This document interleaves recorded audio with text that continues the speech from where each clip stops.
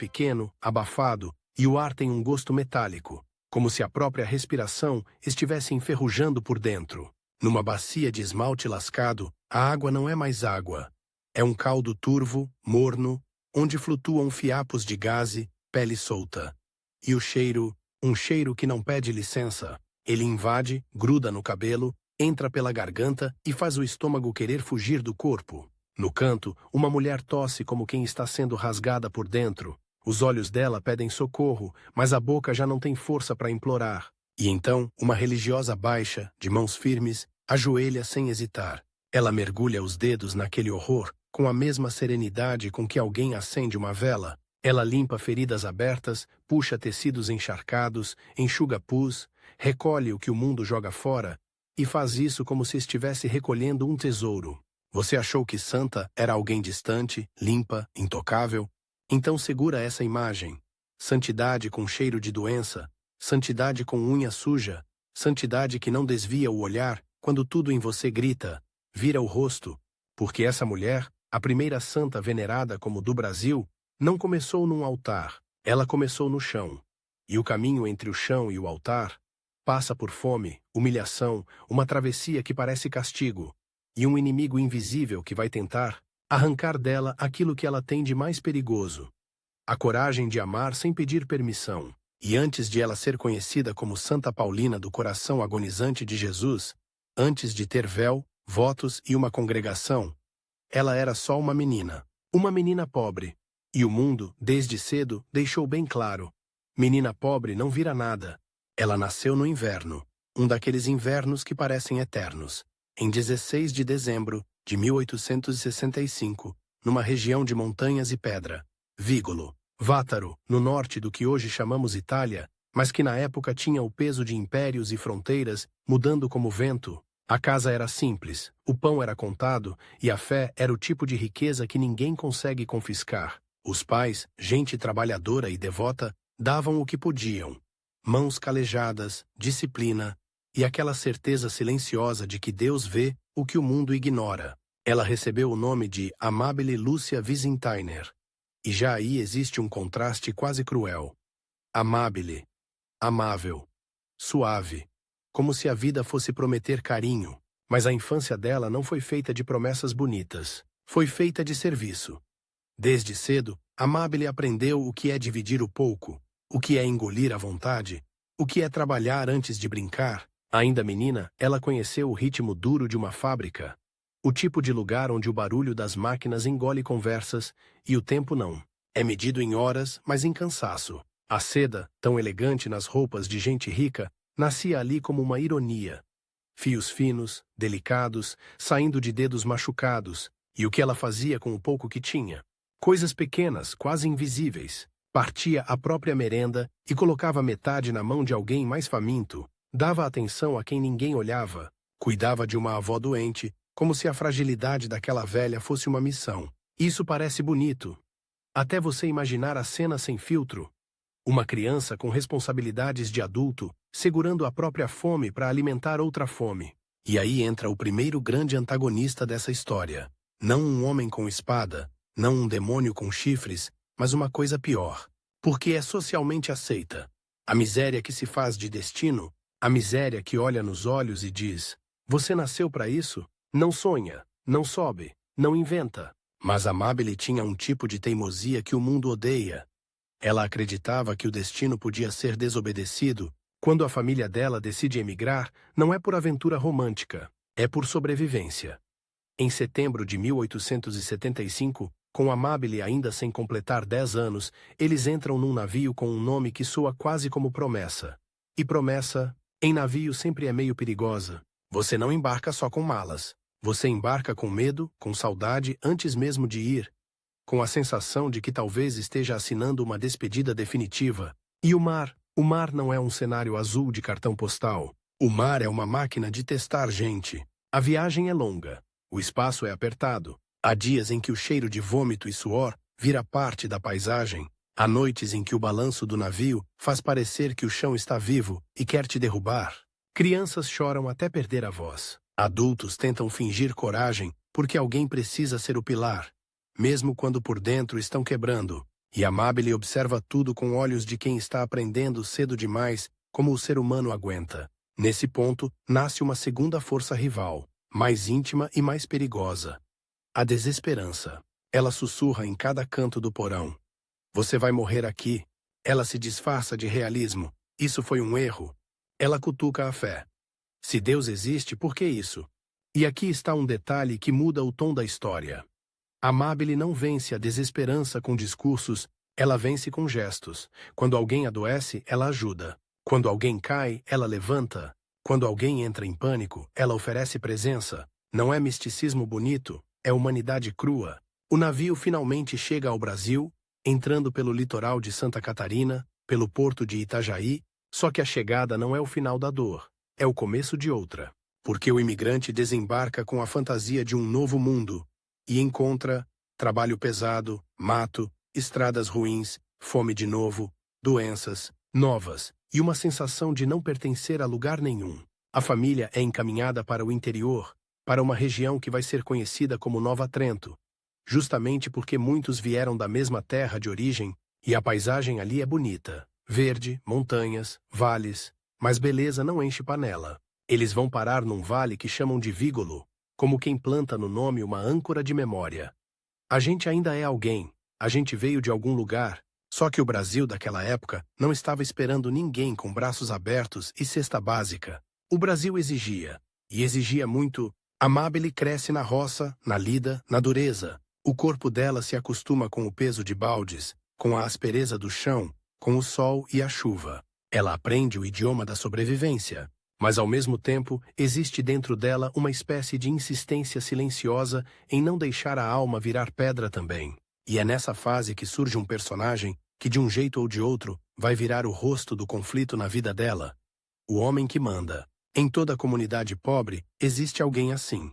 O sujeito que não tem necessariamente o título mais alto, mas tem influência, tem voz, tem o poder de decidir quem recebe ajuda e quem fica esquecido. Ele pode ser um chefe local, um intermediário, um benfeitor cheio de condições. E esse tipo de gente costuma odiar duas coisas: quem não se curva e quem ajuda sem pedir autorização. E Amabile faz as duas. Ela não é rebelde de gritar, ela é rebelde de persistir. Ela começa a se envolver com a vida religiosa da comunidade, com as práticas de fé simples, com o que o povo tem: oração, procissão, ladainha, trabalho. E aos poucos, o coração dela vai se inclinando para o que parece loucura. Olhar para os doentes, para os abandonados, para os que dão trabalho. E sentir que ali existe um chamado. Mas isso não acontece como um raio no céu. Acontece como goteira. Constante, insistente, impossível de ignorar. Um dia, ela percebe que não consegue atravessar a rua sem reparar numa senhora sozinha. Outro dia, nota uma criança com febre e ninguém para cuidar. Outro dia, vê uma família inteira se desfazendo porque alguém adoeceu e virou peso. E aí você entende o que torna essa história tão perigosa? Ela não tinha dinheiro, não tinha status, não tinha posição. O que ela tinha era disposição. E disposição, quando colocada a serviço dos esquecidos, vira uma ameaça ao sistema. Porque expõe o abandono. Quando Amabile ainda é adolescente, uma situação específica começa a martelar a mente dela. A comunidade fala de gente doente como se fosse pecado. A doença vira etiqueta. Quem adoece vira castigo, vira problema, vira contaminação. As pessoas evitam contato. Os doentes são isolados, não só fisicamente, mas emocionalmente. São empurrados para as bordas da convivência. E Amabile, ao invés de se afastar, aproxima. Ela faz isso primeiro com pequenas atitudes. Leva comida, leva água, leva companhia. Senta perto, escuta. E você precisa imaginar o impacto disso numa comunidade simples. Uma jovem, pobre como os outros, mas que escolhe gastar tempo e energia com quem não devolve nada. Isso mexe com as pessoas. Algumas se inspiram, outras se incomodam. E o homem que manda, esse tipo de antagonista que se alimenta de controle, começa a olhar para ela com uma mistura de desprezo e vigilância. Porque no fundo, ele entende. Se Amabile conseguir organizar gente, se ela conseguir mobilizar outras mulheres, se ela fizer a comunidade enxergar que os doentes são pessoas, então o poder dele diminui, a autoridade dele perde o encanto, e aí começam os comentários. Começa a tentativa de reduzir o que ela faz a exagero, fanatismo, vaidade disfarçada, mania de santinha. Esse é o veneno preferido de quem não consegue impedir o bem. Ridicularizar. Só que Amabile já tinha atravessado o oceano, já tinha conhecido fome, já tinha visto gente desmoronar. Você acha mesmo que uma piada barata ia parar essa menina?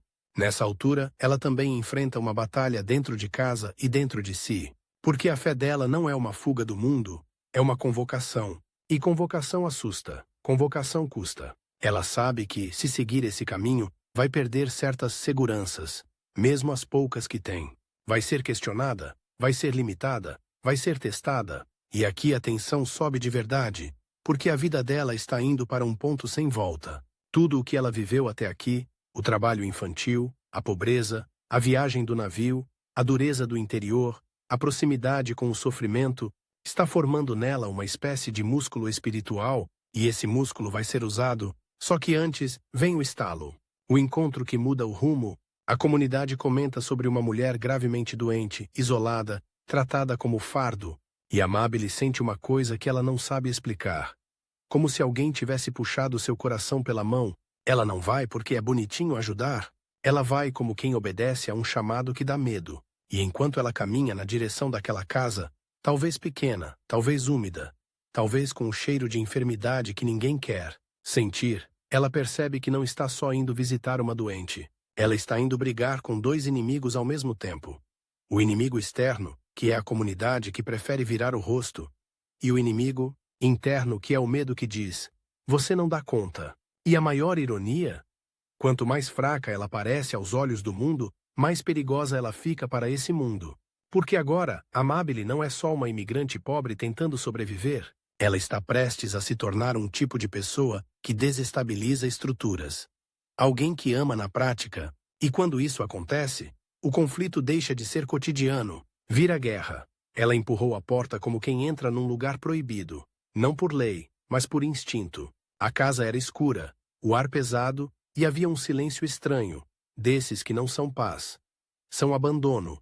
Lá dentro, o corpo daquela mulher parecia menor do que a cama, como se a doença estivesse comendo não só a carne, mas o espaço da pessoa no mundo. O rosto tinha a cor do medo quando ele fica velho, e ainda assim, quando Amabile se aproximou, houve um brilho de vergonha nos olhos da doente. Vergonha por precisar, vergonha por feder, vergonha por existir em estado de ruína. A comunidade tinha ensinado aquela mulher a se sentir culpada pelo próprio sofrimento. Amabile não disse: calma, vai passar, porque havia coisas que não passavam. Ela não prometeu milagre barato. Ela fez o que é mais difícil. Ficou perto o suficiente para ser atingida pelo cheiro, pela tosse, pela febre, pela visão da pele machucada. E naquele instante, como se uma lâmina fina atravessasse por dentro, Amabile entendeu algo que ninguém tinha colocado em palavras. Existe um tipo de miséria que não é falta de pão.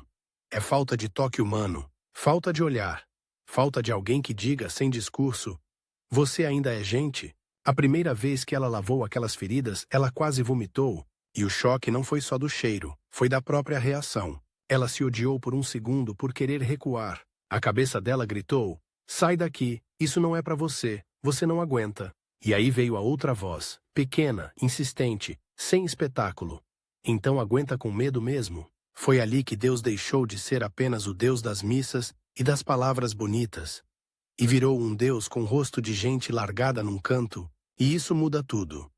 Porque quando a fé vira encontro, ela vira problema. Problema para a indiferença, para o orgulho, para os bons costumes que preferem limpeza à compaixão. Amabile começou a voltar. Um dia, 2, 3. Cada visita era um soco na lógica da comunidade. Pra quê? Ela vai morrer. Você vai pegar alguma coisa. Isso é castigo. Não se mistura. E como sempre acontece quando alguém faz o bem sem pedir permissão, o povo se dividiu. Alguns sentiram vergonha de não fazer o mesmo, outros sentiram raiva de ela estar mostrando sem acusar que eles estavam errados. E aí o inimigo ganhou contorno humano de novo. O homem que manda, aquele tipo de figura que não suporta perder o controle do enredo, foi até a família dela com a conversa mansa, de quem está oferecendo proteção, disse que era perigoso, imprudente, indecente. Disse que uma moça de respeito não deveria se enfiar em casa de doente sem supervisão. Disse que aquilo podia virar fofoca. E ele tinha razão numa coisa. Ia virar fofoca. Só que ele achava que isso seria uma coleira. Amabile ouviu, abaixou a cabeça por educação e continuou indo. A fofoca veio como enxame. Mudava de forma a cada boca, mas mantinha o veneno. Ela quer aparecer. Ela quer bancar a santa. Isso é mania.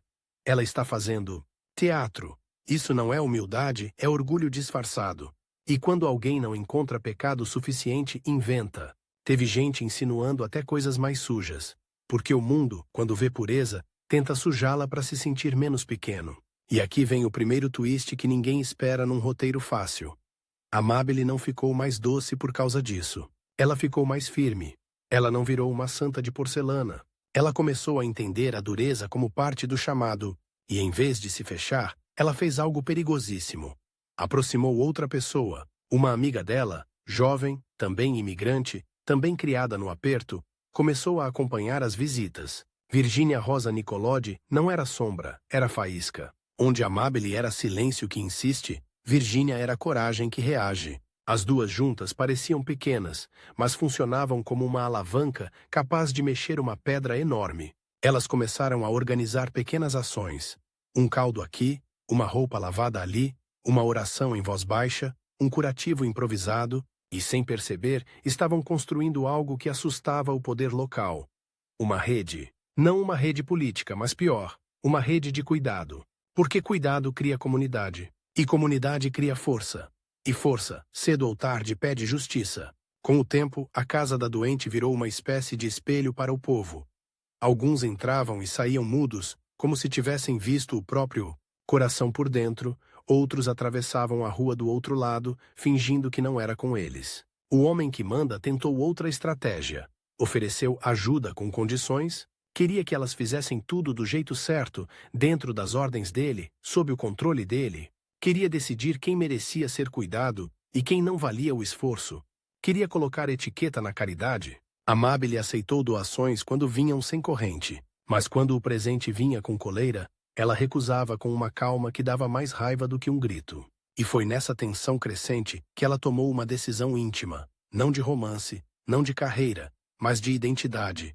Ela se consagrou, de forma ainda simples, aproximando-se de uma vida mais comprometida com a igreja, com oração, disciplina, serviço, não como fuga do mundo, mas como treino de resistência.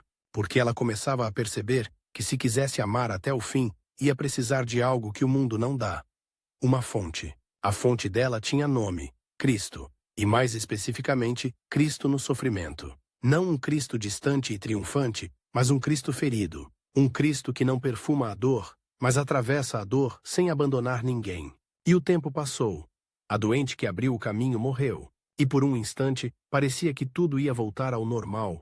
O povo respirou aliviado como se tivesse apagado um incêndio. Alguns até elogiaram Amabile, mas com aquele elogio que também prende. Pronto, agora acabou, você já fez sua parte.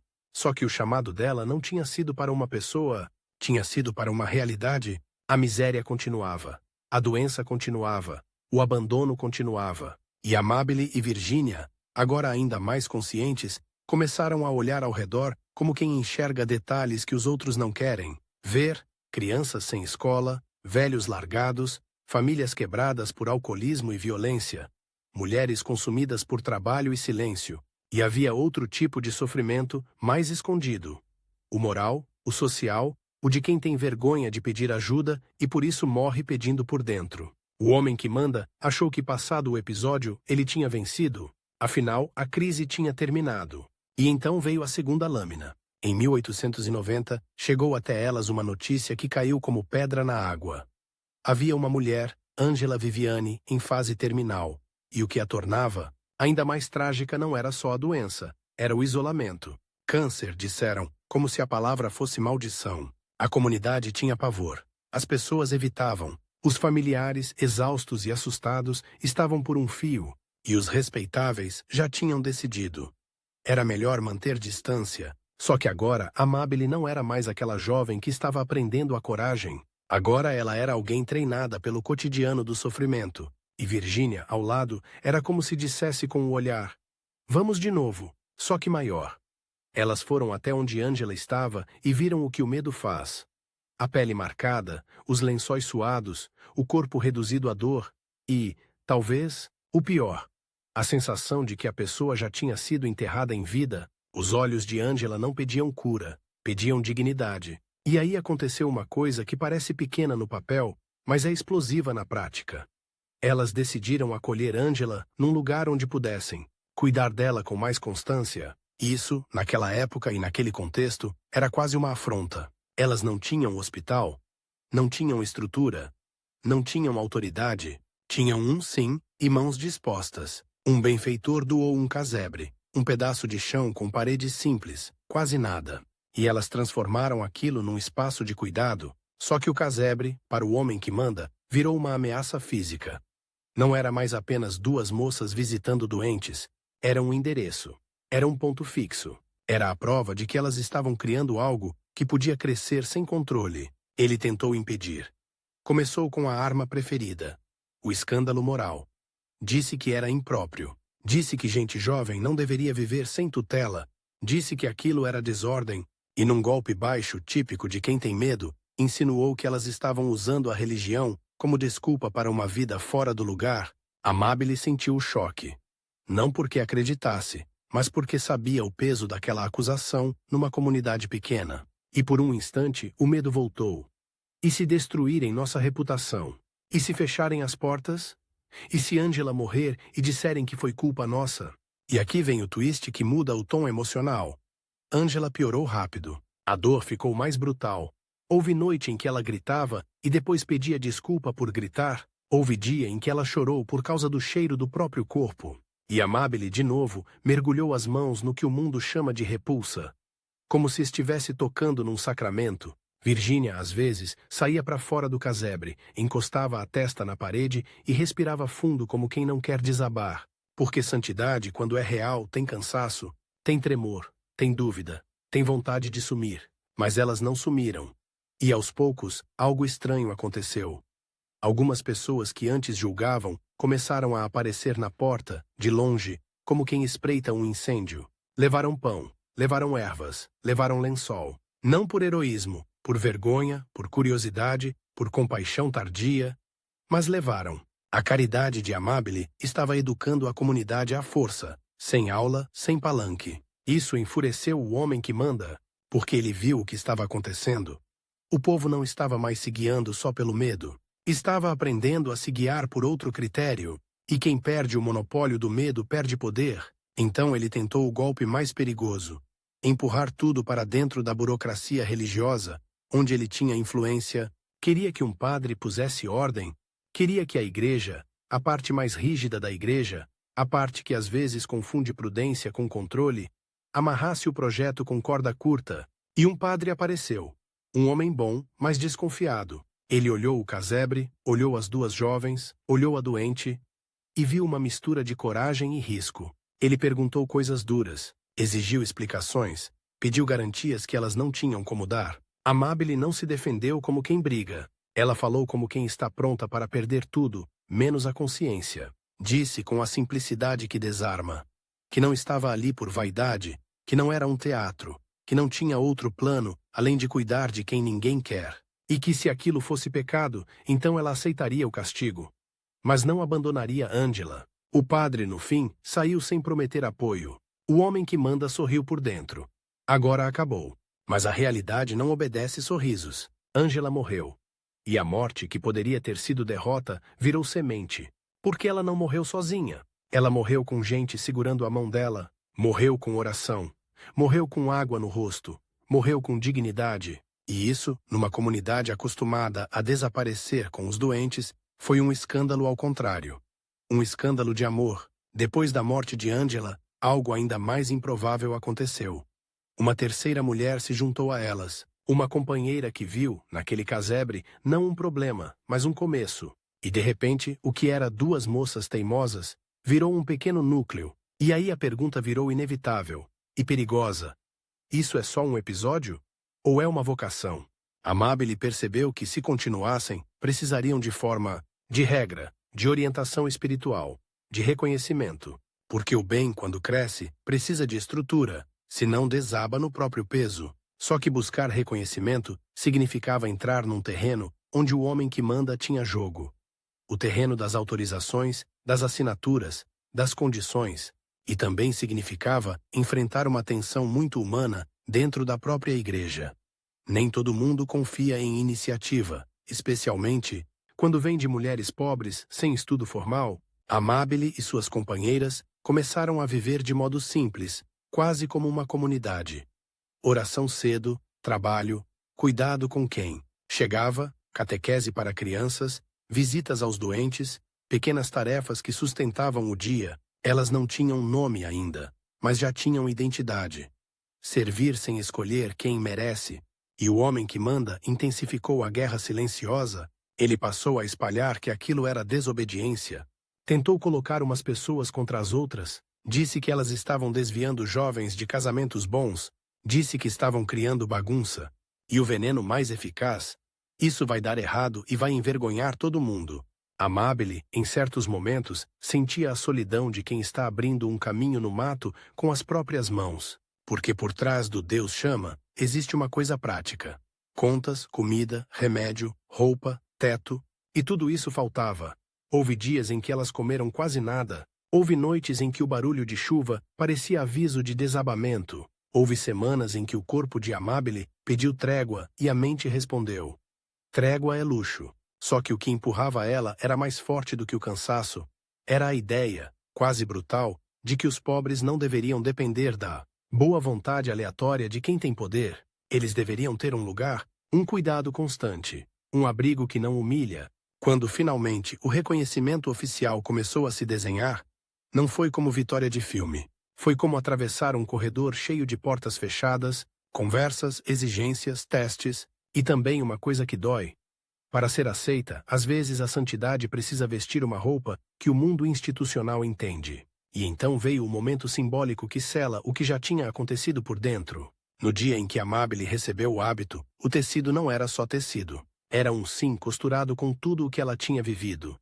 O nojo que ela venceu, o medo que ela engoliu, a fome que ela conheceu, o tsie controle que tentaram impor. Ao receber um novo nome, Paulina do coração agonizante de Jesus, ela não estava fugindo de Amabile, estava assumindo uma missão: carregar no próprio nome a lembrança de que Cristo não é só glória, é agonia também. E, se existe agonia, existe gente agonizando, esperando alguém ficar. A comunidade que antes cochichava agora precisava encarar um fato. Aquela mulher não ia parar, e não era mais só a teimosa. Agora havia uma congregação nascendo. Pequena ainda, quase frágil, mas viva. O homem que manda, vendo que perdeu o controle do início, mudou de estratégia. Se não dava para impedir o nascimento, ele tentaria controlar o crescimento. Tentaria colocar gente dele por perto. Tentaria manipular decisões. Tentaria criar divisão por dentro. E essa é a parte que aperta o coração. O maior inimigo de uma obra boa raramente é o ataque de fora. Quase sempre é a erosão por dentro. O ciúme, a disputa, a sede de mando com roupa de zelo. Amabile, agora Madre Paulina, sentiu que a guerra estava apenas mudando de forma. Porque a partir dali, não bastava cuidar de doentes. Ela teria que cuidar de pessoas cuidando de doentes. Teria que formar caráter, segurar ânimos, tomar decisões, dizer não. E isso gera inimigos. E mesmo assim, ela avançou, porque a verdade é simples e perigosa. Ela já tinha escolhido o lado dela, e o lado dela era o lado de quem ninguém escolhe. O hábito assentou nos ombros dela como um peso que não esmagava, empurrava. Não era fantasia, não era medalha. Era um aviso constante. Agora tudo o que ela fizesse teria testemunhas e juízes. E foi exatamente aí que a obra começou a crescer do jeito mais perigoso. Rápido demais para caber na caixinha de quem queria controlar. No começo, o convento era quase uma palavra grande demais para o que elas tinham. Era chão simples, paredes que rangiam com o vento, panelas que discutiam com a fome, mas a rotina já parecia de gente que sabe onde pisa.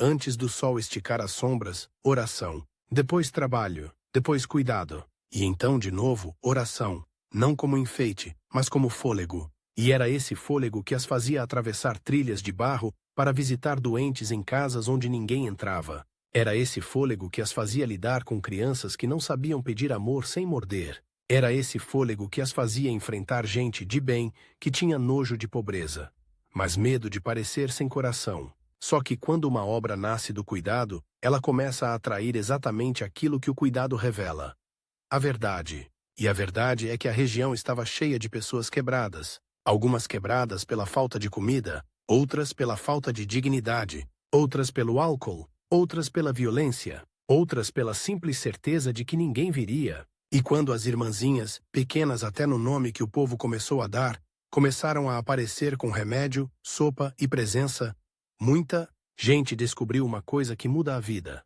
Alguém me viu. Isso vira fogo.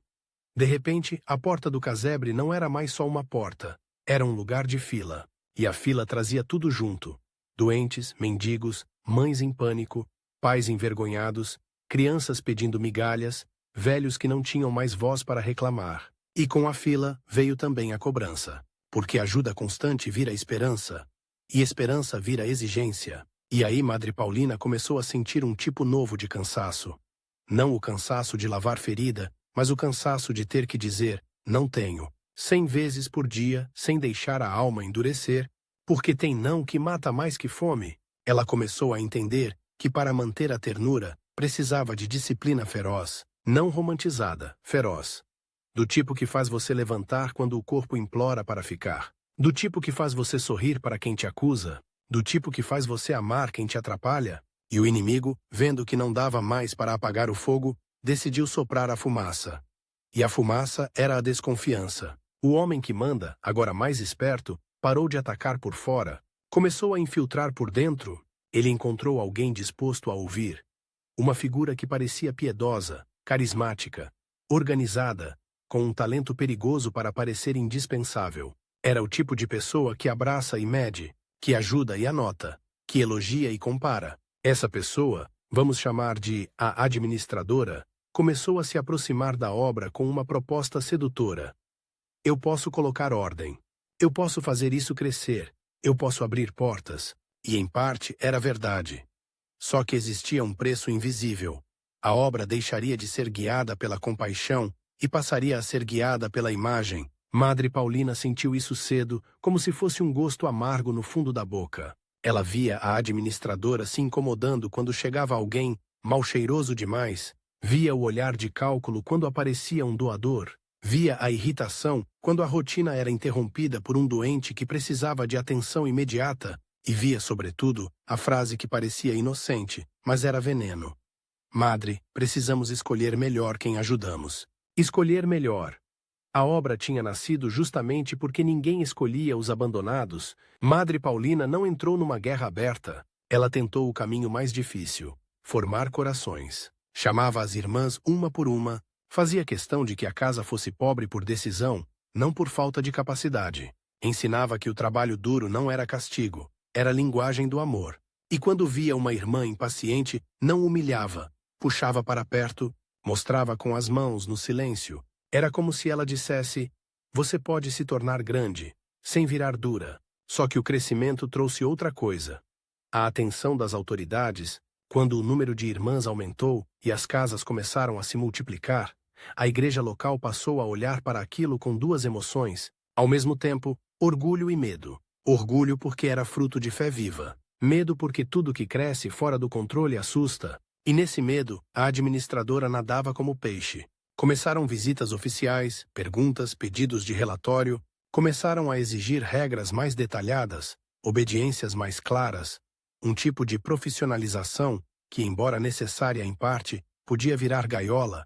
E com isso, Madre Paulina teve que aprender uma habilidade que ninguém ensina em noviciado. Negociar sem perder a alma. Conversar com quem tem poder sem virar submissa. Defender a obra sem parecer rebelde. Manter a humildade sem aceitar ser esmagada. E enquanto isso, lá fora, o Brasil mudava. A cidade crescia, o trabalho migrava, a pobreza se concentrava. Do interior para os centros, gente chegava com mala vazia e esperança furada. E onde a pobreza se concentra, as doenças também se agrupam como sombras. Tuberculose, infecções, febres, surtos que atravessavam bairros como se fossem vento sujo, crianças órfãs ou meio órfãs, com pais vivos, mas destruídos. mulheres sozinhas, ex-escravizados jogados à própria sorte sem proteção real. E no meio desse caldo humano, as irmãs eram uma coisa rara. Gente que não perguntava, de onde você veio? Antes de perguntar, você comeu?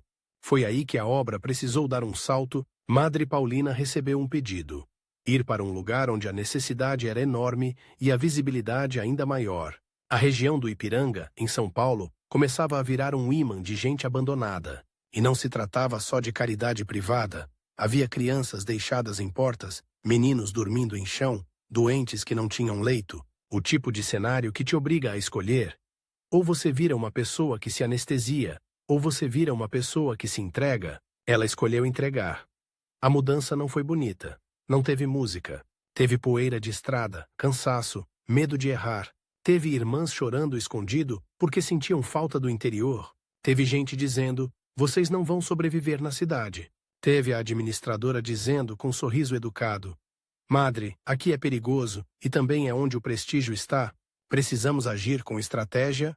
Estratégia. Madre Paulina engoliu a palavra como se fosse espinho, porque ela sabia que estratégia sem amor vira política, mas também sabia que amor sem organização vira desastre. Então ela fez o que sempre fazia.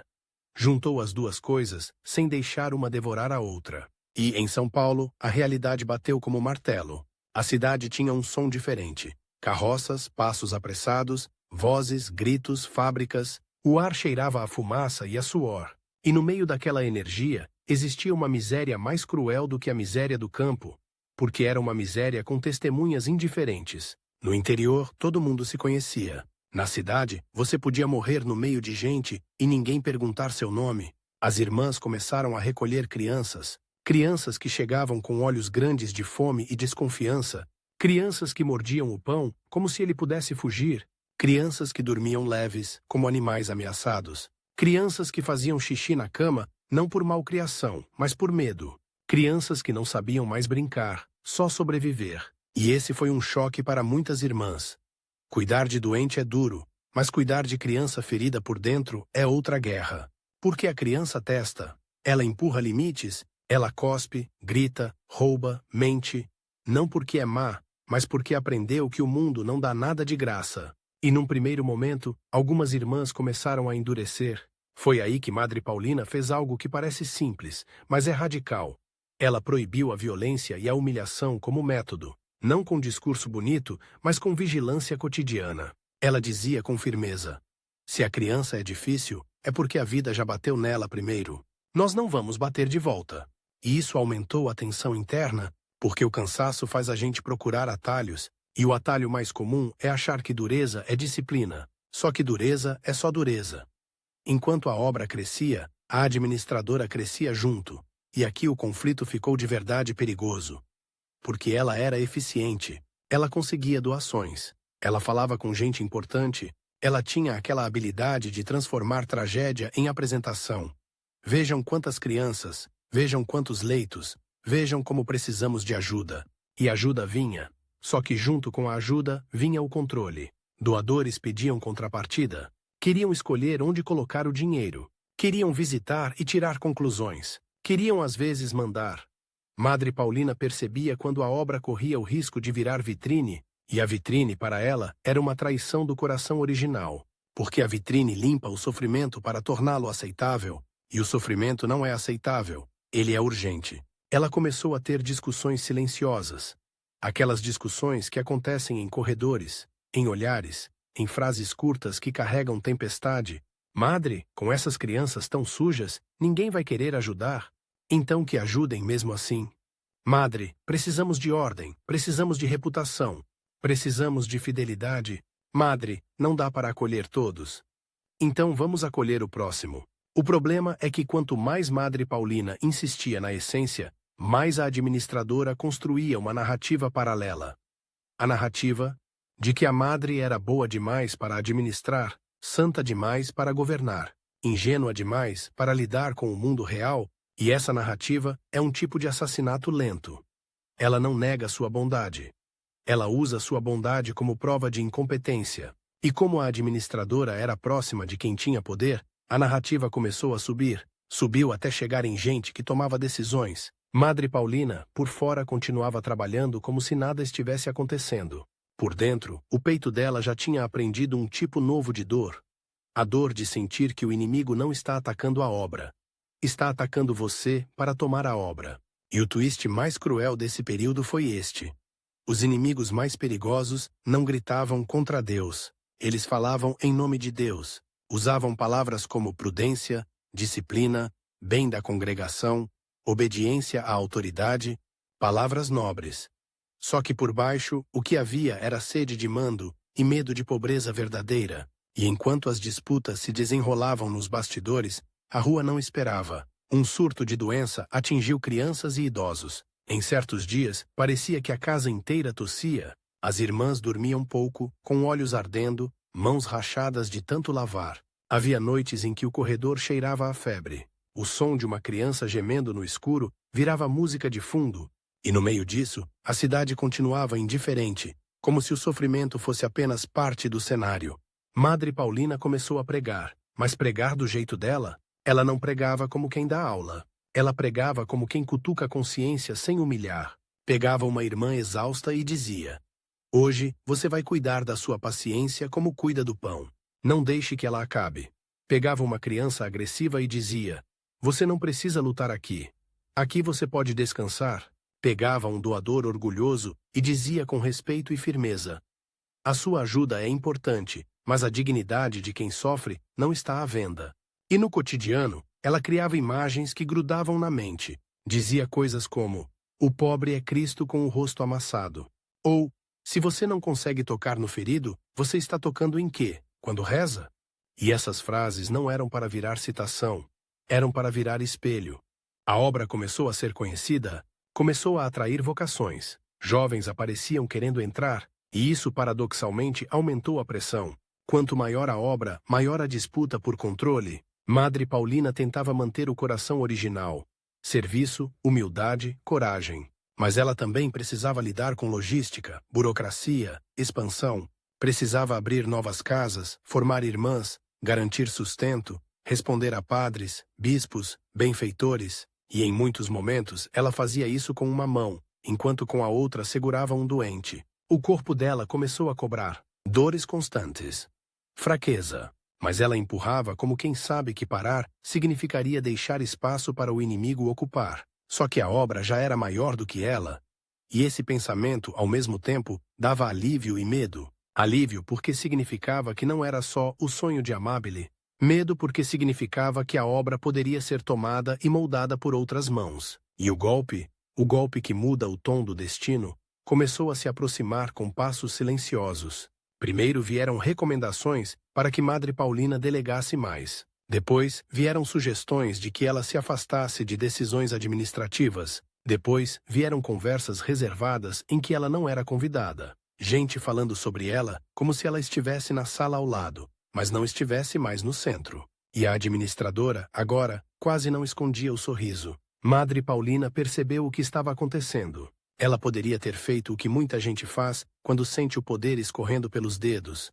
Brigar, acusar, dividir, jogar sujo. Poderia ter usado a própria santidade como arma. Poderia ter criado facções. Ela fez o contrário.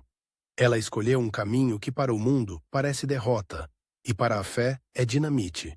Ela escolheu não trair o coração da obra para salvar a própria posição. Ela decidiu que se fosse expulsa do comando, ainda assim não abandonaria as crianças, os doentes, os pobres. Ela decidiu que o cargo não era o chamado. O chamado era o serviço. E isso, ironicamente, irritou ainda mais o inimigo, porque não dá para dominar alguém que não se apega ao trono. Mas esse tipo de decisão tem custo. E o custo começou a aparecer no rosto dela como sombra. Noites mal dormidas, olhar distante, um silêncio mais pesado. As irmãs mais novas percebiam e sentiam medo, porque ninguém quer ver a mãe sendo empurrada para o canto. E foi nesse momento, quando a tensão interna estava quase explodindo e a cidade continuava exigindo milagres cotidianos, que Madre Paulina entendeu a etapa final do conflito. O inimigo não queria apenas governar, o inimigo queria reescrever a história. Queria que no futuro parecesse que a obra não nasceu do chão, do nojo vencido, do serviço escondido. Queria que parecesse que nasceu organizada, limpa, bem apresentada. Queria matar a origem. E aí ela fez algo que parece pequeno, mas muda o destino. Ela começou a preparar as irmãs para sobreviverem sem ela no comando. Ensinou-as a obedecer sem serem passivas, a serem humildes sem serem frágeis, a servirem sem dependerem de aplauso, a discernirem quando uma ordem era prudência e quando era vaidade disfarçada. E sem alarde, ela também começou a se despedir do poder, não da missão. Como quem afia uma lâmina por dentro, ela foi se tornando ainda mais livre. E é aí que a história fica perigosa para quem está ouvindo. Porque quando uma pessoa perde o poder e não perde a ternura, ela vira um tipo de força que o mundo não sabe explicar. Ela vira ameaça para qualquer sistema baseado em controle, porque prova que o amor pode existir sem recompensa. E isso desmonta justificativas. O passo seguinte estava prestes a acontecer. E quando ele viesse, não seria suave. Seria como uma porta se fechando na cara dela diante de todo mundo. E mesmo assim, ela continuaria andando. A porta não bateu com estrondo. Foi pior, fechou com educação. Um dia, chamaram Madre Paulina para uma conversa, em nome do bem da congregação.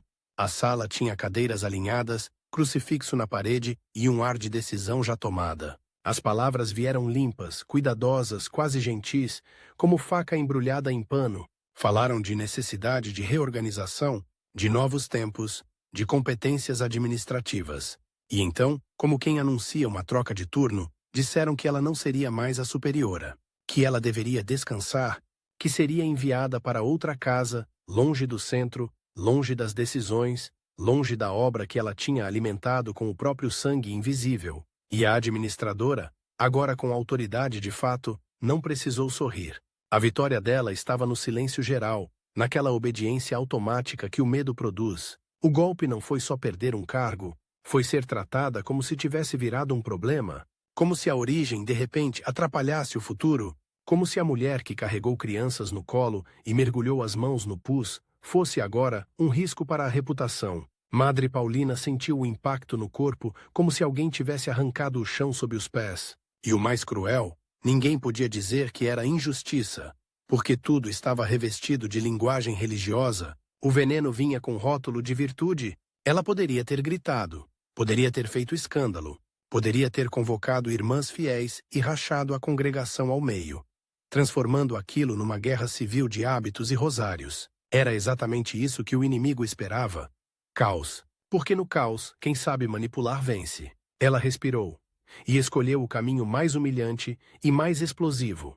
Obedeceu.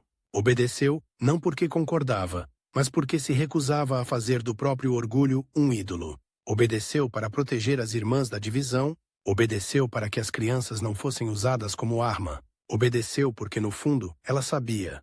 Se a obra era de Deus, sobreviveria até a injustiça dos homens. Só que obedecer não foi fácil. Foi um martírio sem sangue.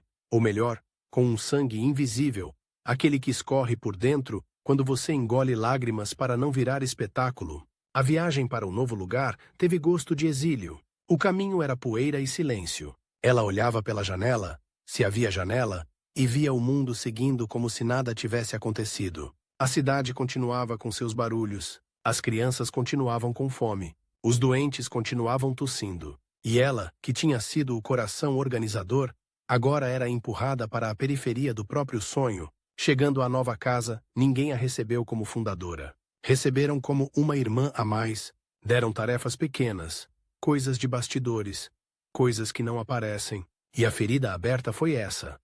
Não era só fazer trabalho simples. Madre Paulina amava o simples. Era perceber que tentavam apagar a história, como se apagassem um nome de pedra com água. A administradora começou a reescrever o passado na prática. Nas conversas, o nome de Madre Paulina aparecia menos. Nas decisões, não era consultada. Em certas ocasiões, parecia que ela nem existia. E aí veio o primeiro grande twist dessa fase. O exílio não a diminuiu, o exílio a refinou. Sem o peso do comando, ela voltou a ficar ainda mais perto daquilo que sempre a queimou por dentro. Gente ferida. Ela passou a se dedicar a doentes com uma intensidade calma. Acordava cedo, rezava baixo, trabalhava com as mãos, limpava quartos, cuidava de feridas, preparava comida, acompanhava agonias, consolava quem estava morrendo sem a anestesia das palavras fáceis. Ela virou uma espécie de sombra luminosa dentro da casa.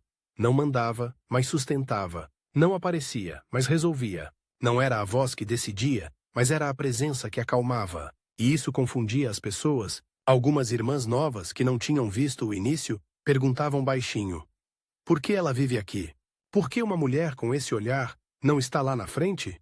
E as irmãs mais antigas, que sabiam de tudo, respondiam com cuidado, como quem tem medo de ser punida pelo passado. É melhor não falar. Só que o passado tem uma teimosia parecida com a santidade. Ele volta. A administradora do outro lado começou a perceber uma coisa incômoda. Mesmo sem cargo, Madre Paulina continuava sendo referência. As irmãs vinham pedir conselho no corredor. As crianças se aproximavam dela como se sentissem segurança. Doentes pediam por ela quando a febre subia. E pior para o inimigo, Madre Paulina não fazia campanha. Não reclamava. Não se defendia. Ela simplesmente existia, com uma força que não dependia de poder. A administradora então apertou o cerco. Vieram restrições. Menos visitas, menos contato, menos influência. Tentaram silenciá-la com o método clássico. Ocupá-la demais com tarefas para não sobrar tempo. E quando isso não funcionou, tentaram outra arma. Insinuar que ela estava confusa, doente, ultrapassada. A velha tática de diminuir uma mulher usando o corpo dela como argumento, e como se a vida quisesse levar a história ao limite, o corpo de Madre Paulina de fato começou a fraquejar. A idade chegou com peso. A saúde que ela sempre gastou como se fosse moeda infinita começou a cobrar juros. A visão começou a falhar. No começo, ela esfregava os olhos e achava que era cansaço. Depois percebeu que as sombras estavam ficando mais grossas. Um dia, não reconheceu um rosto à distância. Outro dia, derramou água fora do copo porque a borda sumiu. Aos poucos, o mundo foi escurecendo. E aqui está o detalhe que transforma a dor em imagem. A mulher que passou a vida enxergando os esquecidos estava perdendo os próprios olhos. Para muita gente, isso seria o fim. Para ela, virou outro tipo de serviço. Quando a cegueira avançou, as tarefas mudaram. Ela já não podia andar sozinha por certos corredores. Já não podia costurar como antes. Já não podia ler. E a dependência, para alguém tão ativa, era uma humilhação diária. Só que, em vez de endurecer, ela fez algo que poucos conseguem. Ela virou delicada, sem virar frágil. Aceitou ajuda sem fazer drama. Agradecia com sinceridade. E nas horas de escuridão, fazia o que sempre fez.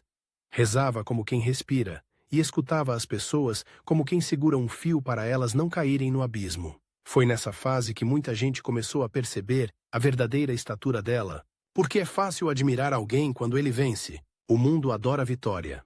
Mas quando alguém perde tudo, cargo, controle, reconhecimento, saúde, e ainda assim permanece amoroso, isso quebra o cínico por dentro.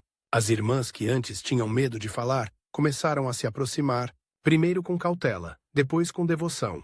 Vinham perguntar: como a senhora aguenta? E ela respondia com frases simples, que doíam de tão honestas. Eu não aguento sozinha. Eu entrego. Ou, quando eu não vejo mais por fora, eu tento ver por dentro. Ou ainda, o amor não precisa de luz para existir. Enquanto isso, do outro lado, a administradora envelhecia também. Mas de outro jeito, ela tinha o cargo, tinha a estrutura, tinha as doações, só que poder sem paz vira um quarto cheio de ruído. E conforme os anos passavam, começaram a surgir tensões dentro da própria congregação. Decisões contestadas, irmãs cansadas do excesso de imagem, suspeitas de que a essência estava se perdendo.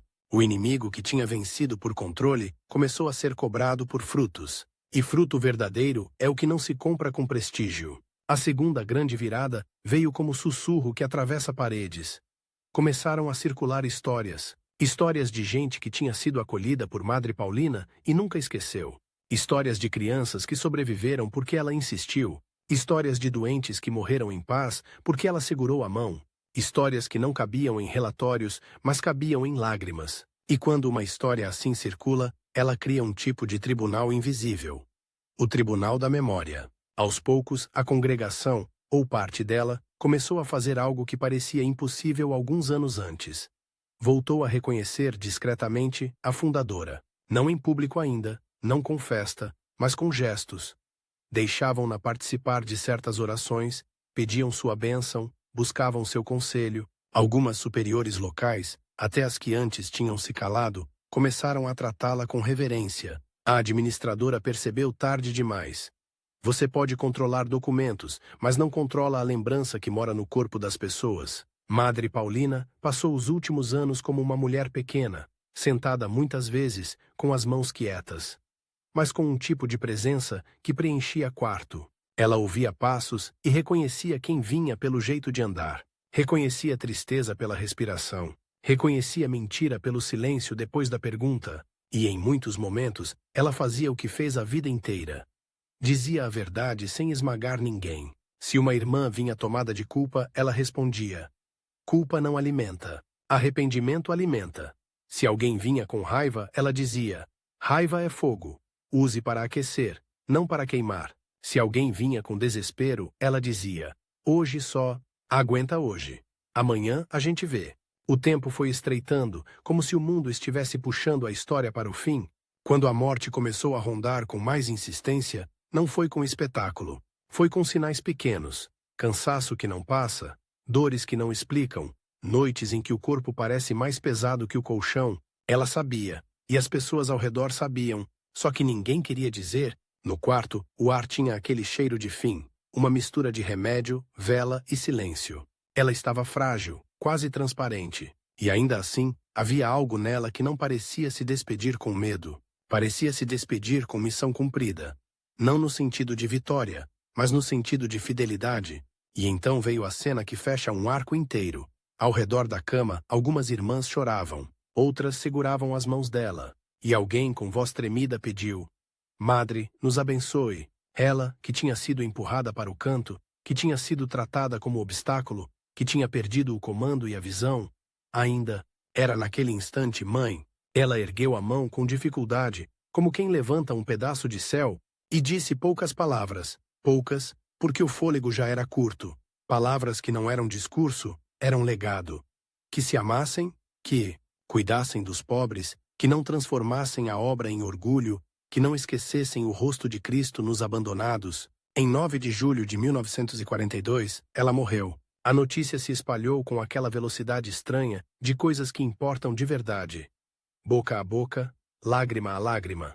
Muita gente que nem era da congregação, muita gente que nunca tinha visto uma irmã de perto, sentiu como se tivesse perdido alguém da família.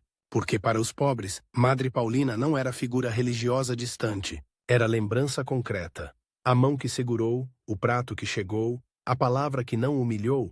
E aqui vem o twist final que transforma a tragédia em explosão. A morte não a silenciou, a morte amplificou. Depois que ela se foi, as histórias ficaram ainda mais fortes. As pessoas começaram a procurar o túmulo, a pedir intercessão, a falar dela como quem fala de alguém vivo. Havia relatos de graças recebidas, de curas, de reviravoltas improváveis, de portas que se abriram quando tudo parecia fechado. E aos poucos, a igreja, aquela mesma estrutura que às vezes demora para entender o que nasce na periferia, começou a olhar com seriedade. O processo de reconhecimento não foi rápido nem romântico. Foi investigação, testemunho, documentação, perguntas. Teve gente que tentou minimizar, teve gente que tentou puxar os louros para si, teve memórias editadas. Mas quando a verdade tem raízes, ela atravessa o cimento. E a verdade era simples. Aquela mulher viveu no Brasil, serviu no Brasil, amou no Brasil, moldou a fé de um povo com ações que ninguém consegue apagar. Ela tinha vindo de longe, mas a vida dela tinha sido plantada aqui.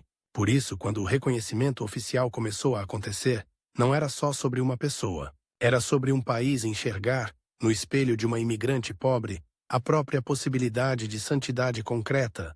Quando, décadas depois, ela foi declarada beata e mais tarde santa, a cerimônia era grande, com autoridades, com símbolos, com a solenidade que o mundo entende, mas o núcleo da história continuava o mesmo. Uma mulher ajoelhada num quarto fedido, lavando feridas, desobedecendo ao nojo, desobedecendo ao medo, desobedecendo à indiferença. E isso explica por que ela é tão venerada na igreja no Brasil. Não porque a história dela é bonita, mas porque ela é útil. Útil no sentido mais profundo. Ela ensina o que fazer com a fé. Ela é lembrada como a primeira santa que viveu em território brasileiro, porque a vida dela foi uma tradução prática do Evangelho em chão brasileiro. Não ficou em ideia. Virou instituição de cuidado, educação, acolhimento. A congregação que ela iniciou continuou, abrindo casas, atendendo doentes, acolhendo crianças, servindo onde ninguém queria servir, e quando o Brasil se vê nela, se vê sem maquiagem.